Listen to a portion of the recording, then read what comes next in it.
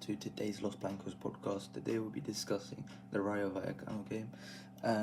Quick one, quick preview before this Rayo Vallecano game, a big game at the Bernabeu at the top of the table. Yesterday Barcelona didn't play because their doctor unfortunately passed away.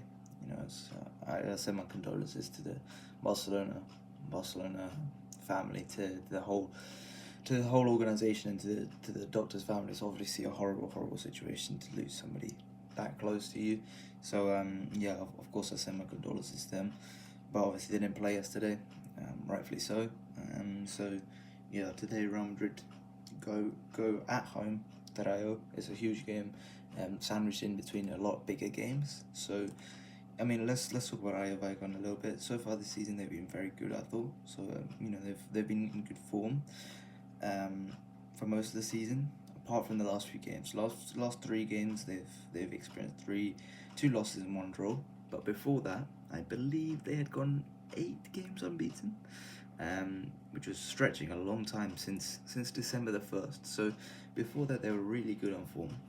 Now not so much, and obviously this is quite typical of Rayo at this point of the season, where they start really sharp, really well, and then they sort of fall off, but they've got a nice cushion so that they probably won't get relegated at the end of the season. That tends to be how Rayo's season goes since they came back up.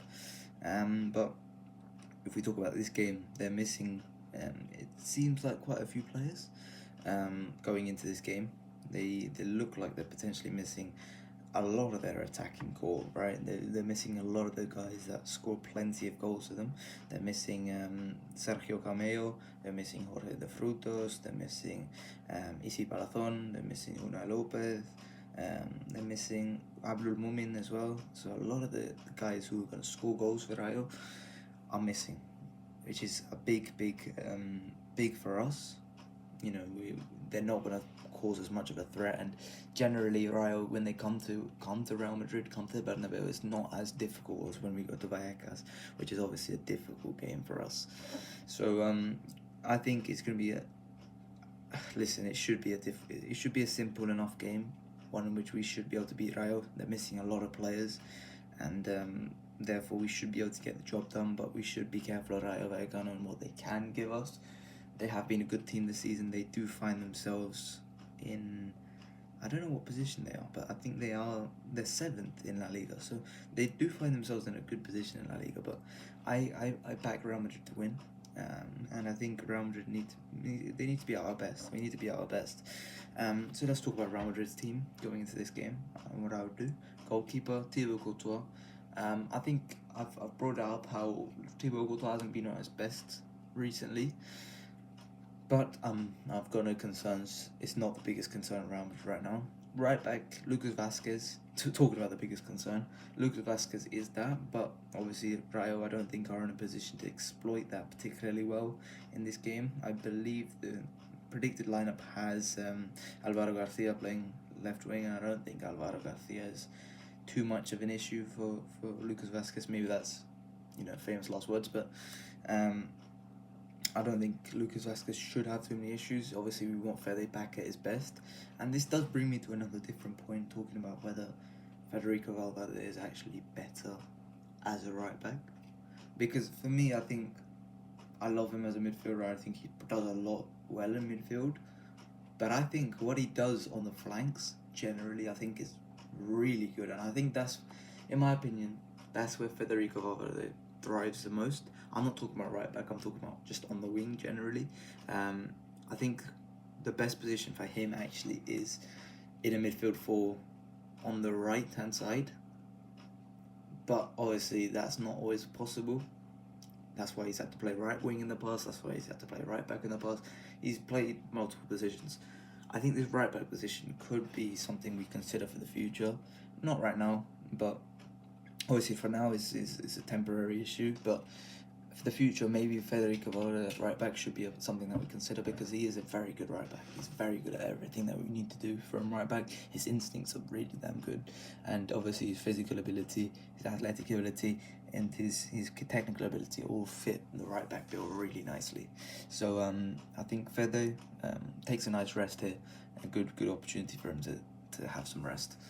Centre backs, I think, in my opinion, give Rudiger some rest. I think ahead of the Atleti game, we're gonna have to be careful because I think, Simeone is playing Getafe today.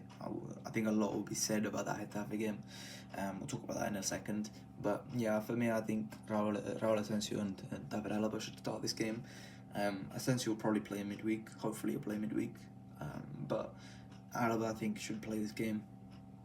He's not going to be asked too much defensively, so I think it should be okay.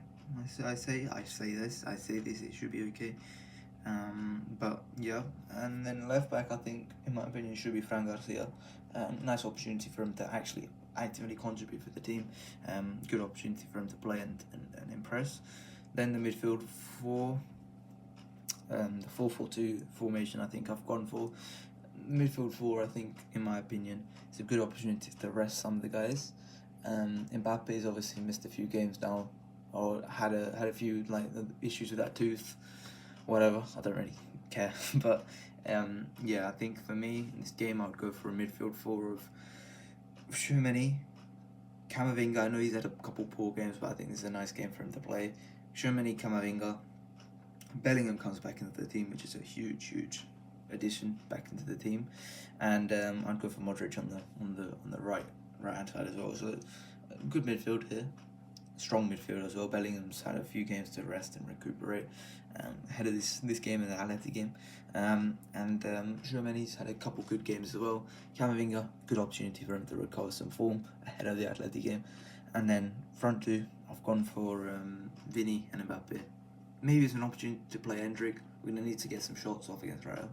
But I think Vini and Mbappe need to get that form back together because midweek it was poor from both of them. I mentioned this in the review midweek. Get some form going. Nice. Mbappe needs to do a bit better in this game. But yeah, really hoping for a good performance from Real Madrid here. And if we just quickly talk about Getafe Athletic, first game of the day, 1 o'clock at Getafe as well. Atleti don't tend to struggle against Getafe, surprisingly. If I look at the previous matches, the last 5 years, Atleti have won 18 games and have drawn 4 and have lost 0. So Atleti generally don't stumble against Getafe like Real Madrid or Barcelona do.